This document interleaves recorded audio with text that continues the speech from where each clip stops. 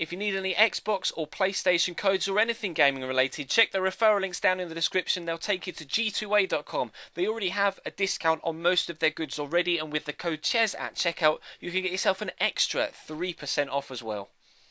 Hey guys, how's it going? Ches back again and welcome to episode number 140 of Career Mode Road to Glory here on FIFA 15.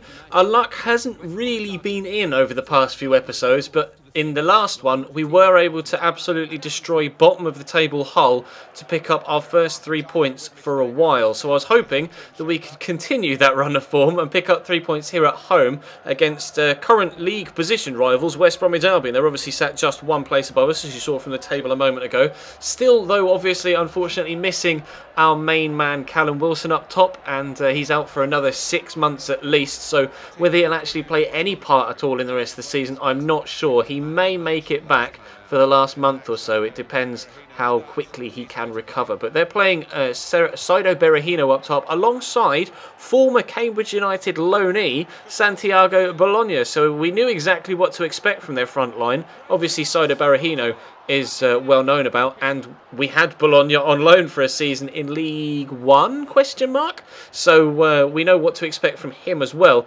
and we actually played very well in this game in the opening few stages. As you can see, we're on top, had one chance already well saved that then was quite luckily for them deflected back for a corner rather than into the back of the net for an own goal. But their goalkeeper, as I think I previously mentioned this, he's a glitched goalkeeper. He's like 86 rated and has got, you know, incredible stats. Luke Daniels, their goalkeeper at West Brom, somehow he hasn't been picked up by another team because he's, you know, really exploded stat-wise, and he was keeping us out so far in this one. We had a good save by our goalkeeper a moment ago towards the end of the first half, and at the beginning of the second they played some really nice football here. This move was actually extremely well put together. You can see them playing it about 1-2 touch stuff. Such a good move. Unfortunately for me, Bologna on his left foot couldn't quite find the back of the net.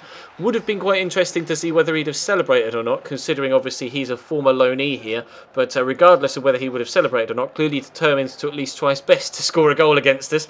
We were able to keep him out so far though, and on the hour mark we picked them off and tried to catch him on the counter-attack. Obviously Cassida isn't as fast as Takalo Ranti or Callum Wilson, but he does have quite good dribbling feet, does really well to get past the defenders there, but unfortunately another good save by Luke Daniels, sorry. It means that unfortunately we get a 0-0 draw.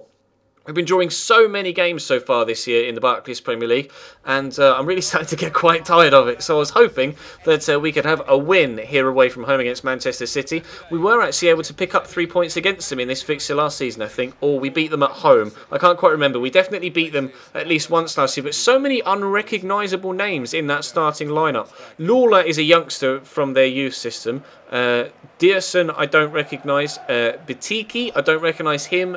G. Evans in the midfield, don't recognise him. City seem to be, obviously they've got so much money at the club, but they never seem to go out and buy anyone massive other than, you know, they stereotypically end up having either Higuain or Cavani or Karim Benzema, etc. I think they do have Karim Benzema, but they're not playing him in this particular one. They get Alvaro Negredo up top, as you can see him showing great strength here, linking up well with Yaya Toure, and Evans squeezes it back to Yaya Toure, and that's a very good finish at the near post.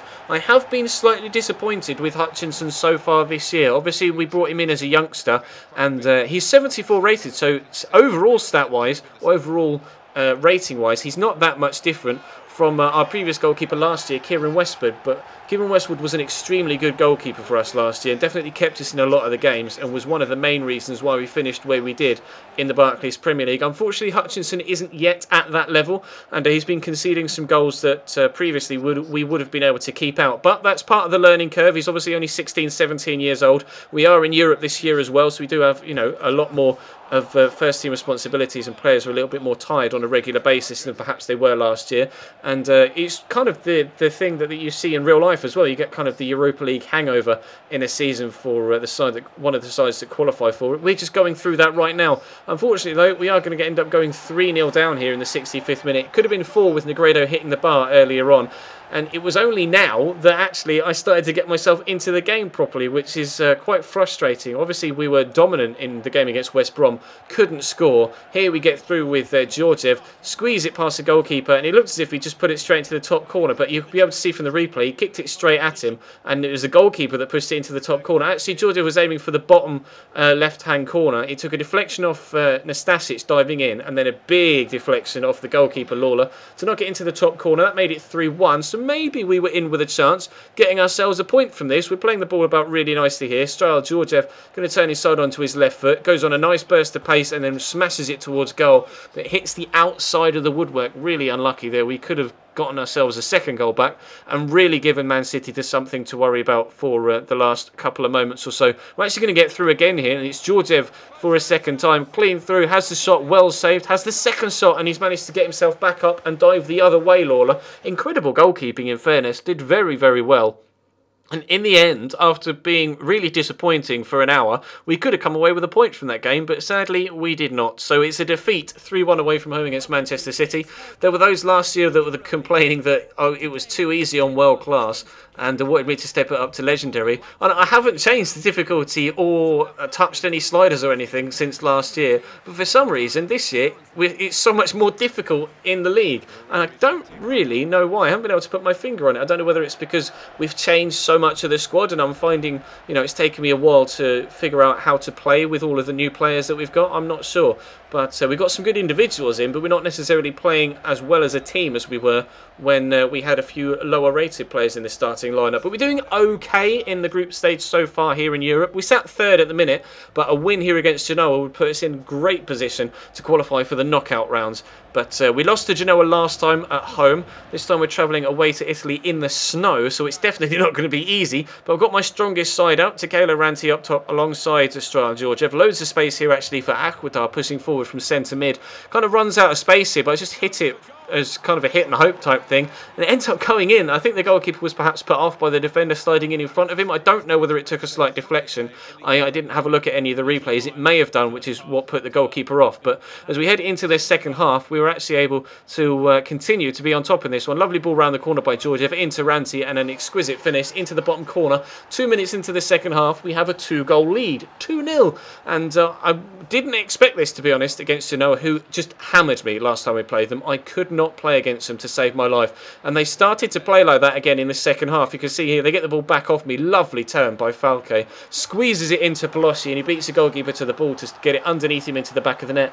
And only a couple of minutes after we'd gone 2-0 up, in fact, they got one back, and then 2 or 3 minutes after that they came at me again down the right hand side. Fatsidis into Lestien, across to Pelosi, good save, good header, well saved, but sadly it dropped straight to Iago Falque, and he was just able to slot it into an empty net. So in the space of 10 minutes, we'd just squandered our 2-0 lead, unfortunately. Straight from kickoff, though, after they'd brought it back level, we are going to get another chance. Really nice move here, putting it together, same way kind of West Brom did, but Ranti with a gorgeous finesse shot, and he gets so unlucky. He comes back off the inside of the post, so close to immediately going back in front. He scored a couple of goals for us like that, Ranti, in the previous couple of seasons, in the last year. Obviously he's only been with us 1 year so far. Last year, actually both of them came against Liverpool, I think, both home and away. But then Iago Falque makes it 3-2 to Genoa 10 minutes from time. I couldn't believe we'd let go a 2-0 lead.